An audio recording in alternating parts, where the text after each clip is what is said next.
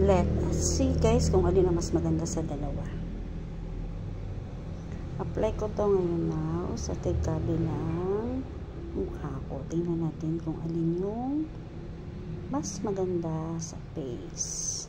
Ito ay SPF 60. Try natin kung maganda sa face, kung wala siyang white cast dito sa kabilang ito.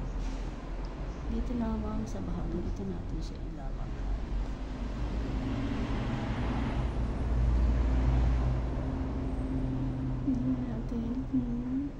Maganda siyang i-blend sa mukha.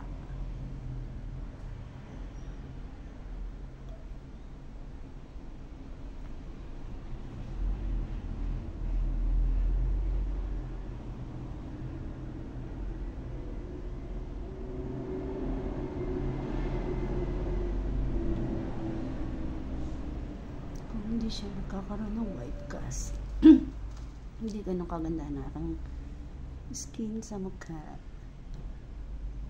Pero tingnan natin kung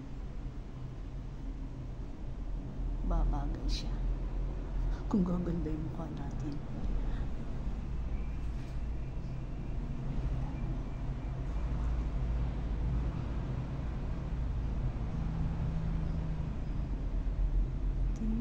Tingnan kung walang white cast. Meron siya guys.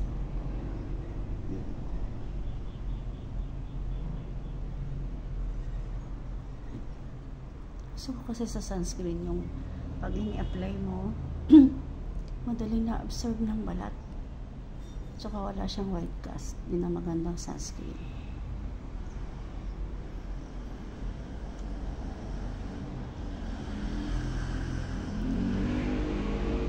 Yung isang pahid mo palang, isang ganyan palang pak, wala naman. Walang white cast.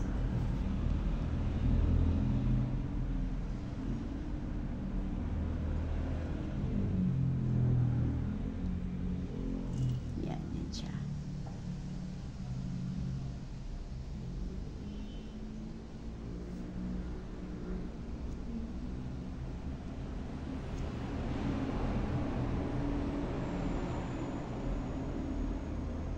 Ito naman isa ilalagay ko ay itong tinted ng Hikari.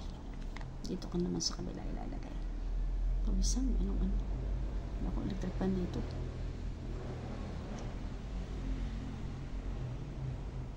Yan. Kung yung isa white, ito naman brown. Medyo may pagka kulay balat. Yan, lagay natin dyan sa kabilang side para makita natin kung alin ang mas maganda. Okay. Blend na natin. O, diba guys, kitang-kita yung ano.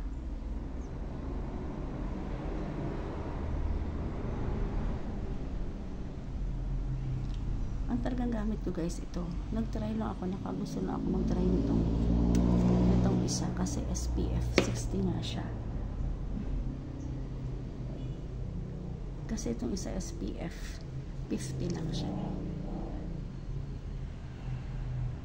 Pero mas nadadalian akong i-blend itong isa. Look.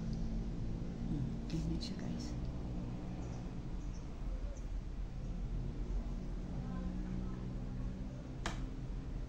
Ganyan siya pag i-blend siya. Para kang naka-ano yan. Yung nilalagay bago mag-makeup. Hindi. Kasi ako mag-makeup. Yung foundation. Yan. Para siyang foundation. Pero sunscreen siya. Ito. Para siyang foundation. Oh, look at that. See? Alin ang mas maganda? Parang gusto kong bumalik talaga. Parang ayoko na mag-change ng ayoko na mag-change ng sunscreen.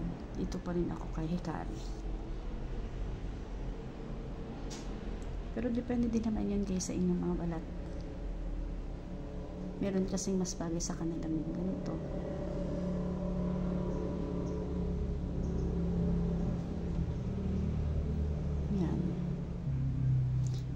guys, yung sa Hikari tinted. Then ito yung isa. Diba guys? O, kayo na ang humusga. Hindi ganun kaganda ng aking mukha. Hindi rin ganun kaganda ng aking balat sa mukha kasi nagkaroon ako ng melasma. Pero look at this. Alin na mas maganda guys.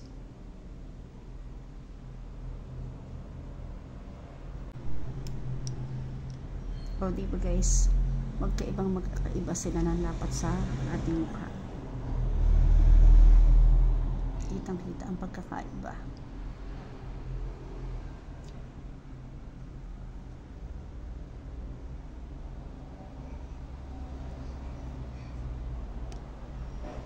Share ko lang yung gamit kong dalawang sunscreen.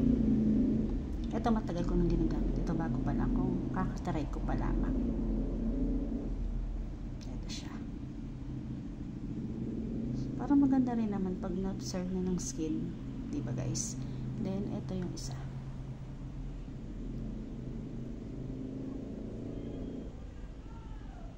Pag sobrang init siguro ito gagamitin ko. Kasi SPF 60 siya. Yan lang guys. Thank you.